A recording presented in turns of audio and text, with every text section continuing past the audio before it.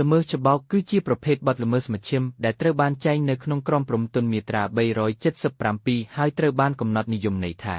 គឺជាអំពើបន្លំចំពោះរូបវន្តបុគ្គលឬនីតិបុគ្គលណាមួយដោយប្រើឈ្មោះក្លែងដោយអះអាងទៅលើឋានៈក្លែងដោយរំលោភទៅលើឋានៈពិតប្រាកដឬដោយប្រោសបែយកទុច្ចរិតហើយដូច្នេះបានទទួលពីបុគ្គលនេះដោយធ្វើឲ្យខូចប្រយោជន៍របស់បុគ្គលនេះឬរបស់តេជននៅទី1ការប្រគល់មូលនិធិតម្លៃឬទ្រព្យសម្បត្តិអ្វីមួយ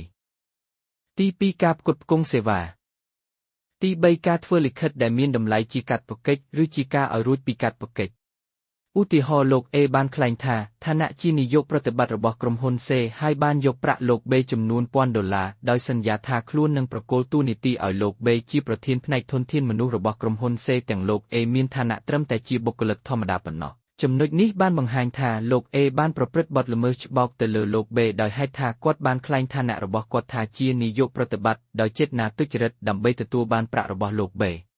ចំពោះទោសដែលត្រូវអនុវត្តវិញអនុលោមតាមមាត្រា378នៃក្រមព្រហ្មទណ្ឌបានបញ្ញត្តិថា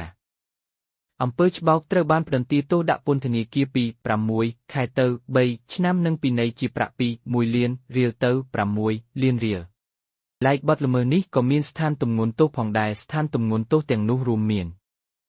ស្ថានទម្ងន់ទោសតាក់ទងទៅនឹងជនរងគ្រោះអំពើច្បោកត្រូវបានផ្តន្ទាទោសដាក់ពន្ធនាគារពី2 ឆ្នាំទៅ5 ឆ្នាំកាលបើអំពើនេះបានប្រព្រឹត្តនាំឲ្យខូចប្រយោជន៍មួយបុគ្គលដែលទន់ខ្សោយពិសេសដោយមូលហេតុនៃអាយុបុគ្គលនោះ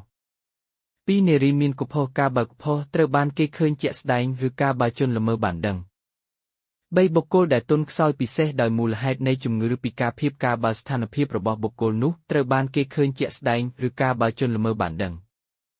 ស្ថានទម្ងន់ទោសផ្សេងទៀតអំពើច្បោកត្រូវបានផ្តន្ទាទោសដាក់ពន្ធនាគារពី2 ឆ្នាំទៅ5 ឆ្នាំកាលបើអំពើនេះបានប្រព្រឹត្ត1ដោយអ្នករាជការសាធារណៈនៅក្នុងក្របខ័ណ្ឌនៃមុខងារឬក្នុងឱកាសនៃការបំពេញមុខងាររបស់ខ្លួន2ដោយបុគ្គលដែលតាំងខ្លួនជាអ្នករាជការសាធារណៈ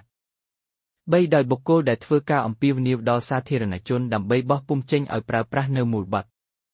4ដោយបុគ្គលដែលធ្វើការអំពាវនាវដល់សាធារណជនដើម្បីអង្គាសមូលនិធិសម្រាប់ជាជំនួយមនុស្សធម៌ឬសង្គមកិច្ច5ជាក្រុមមានការចាត់តាំងសរុបមកបទល្មើសច្បោកគឺជាបទល្មើសមួយដែលបុគ្គលដែលប្រព្រឹត្តមានគំនិតទុច្ចរិតតាំងពីដំបូងហើយបានដឹងទុកជាមុនរួចមកហើយថាទង្វើរបស់ខ្លួននឹងធ្វើឲ្យប៉ះពាល់នៅផលប្រយោជន៍របស់បុគ្គលម្ខាងទៀត